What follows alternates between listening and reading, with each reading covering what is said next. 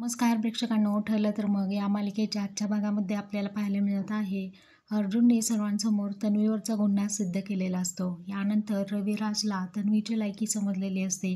ती किती खोटं बोलत आहे आणि तिच्यावरती सिद्ध झालेले गुन्हे या सर्वांचा तो विचार करत असतो. त्याला मात्र चैन पडत नसते. रविराज बिचारा उभा राहून इकडे तिकडे एरझाऱ्या घालत असतो. तन्वी आणि अश्विन हे दोघंही तिथे आलेले असतात आणि प्रिया म्हणत असते कुठे ना कुठे. रविराजला माहिती असतं की प्रिया कुठे ना कुठे खोटे बोलते आहे. त्यानंतर रविराज एकदम शांत बसलेला असतो. तो खूप चिडलेला असतो आणि प्रियाचं पुन्हा नेहमीप्रमाणे नाटक सुरू होतं. ती खूप रडत असते आणि म्हणते, बाबा प्लीज काहीतरी बोला ना, हो बाबा प्लीज तुम्ही काहीतरी बोला ना, तुमचा माझ्यावरचा विश्वासच उडालाय. त्यावरती रविराज म्हणतो, विश्वास ठेवण्याची खूप इच्छा आहे गं, पण आज कोर्टमध्ये जे पुरावे सादर झाले ना ते मी नाकारू शकत नाही. ॲज अ वकील मी सुद्धा एक लॉयर आहे. तेव्हा प्रतिमा विचारते, नक्की कसले पुरावे? अहो आज कोर्टात नक्की काय घडलंय?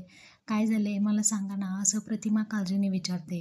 रविराज रागातच प्रियाकडे पाहतो आणि म्हणतो, आपली मुलगी सराईत खोटं बोलते याचा संशय तर होताच मला अगोदरपासून. पण तुला सांगू प्रतिमा, आज ते पूर्णपणे सिद्ध देखील झालं आहे.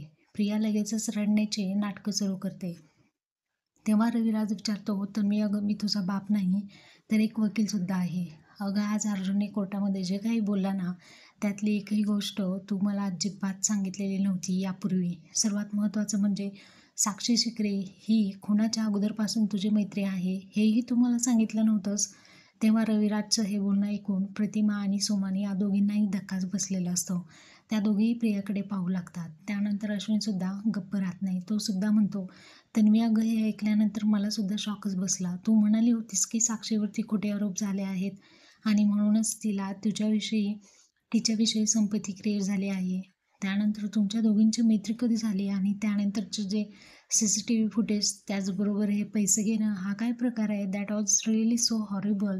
मला काही समजलंच नाही. तन्वी आश्चर्याने जॉब विचारतच प्रिया खूप घाबरत असते आणि रडू लागते. प्रिया काही बोलत नसते. त्यामुळे रविराज विचारतो, तन्वी मी तुझ्या उत्तराची वाट पाहतोय. प्रिया पुन्हा तो प्रश्न निग्लेक्ट करून रडण्याची नाटकं करू लागते आणि सुमन म्हणते की भाऊजी अहो राहू द्या ना, पोर किती घाबरलेले आहे हे बघा ना प्लीज, तुम्ही थोड्या वेळाने सुद्धा विचारू शकता ना. रविराज खूप रागात असतो. तो म्हणतो आज कुणीही हिची बाजू घेणार नाही. सुमन आणि प्रतिमाला दोघींनाही गप्प बसावं लागतं. तेव्हा प्रिया इमोशनल ड्रामा करू लागते आणि म्हणते, बाबा तसंही माझी बाजू घेणारं कोणी नव्हतं हो, आणि कधी आई बाबांशिवाय वाढलेल्या मुलीवरती कोण का विश्वास ठेवेल? तरी कोण तिचं असं ऐकून सुद्धा घेणार नाही. अहो फॅशन डिझायनिंग करण्याचं स्वप्न होतं माझं. आश्रमामध्ये तर खायचे सुद्धा वांदे होतेच. मी तरी कुणाला सांगणार होते की माझं स्वप्न, माझ्या स्वप्नांबद्दल. तेव्हा साक्षी माझ्या आयुष्यामध्ये आली आणि माझी फी भरण्याची तयारी तिने दाखवली. तेव्हा रविराज प्रियाकडे रागाने पाहतच राहतो. प्रतिमा आणि सुमन दोघीही एकमेकांकडे पाहत राहतात. दोघींनाही कळत नसतं नक्की काय सुरू आहे आणि प्रिया काय बोलते आहे. मला सांगा बाबा, मी कसं तिला नाही म्हणणार होते सांगा तुम्ही, असं प्रिया नाटकं करत रडत रडत रविराजला कन्व्हिन्स करण्याचा प्रयत्न मनोमन करत असते.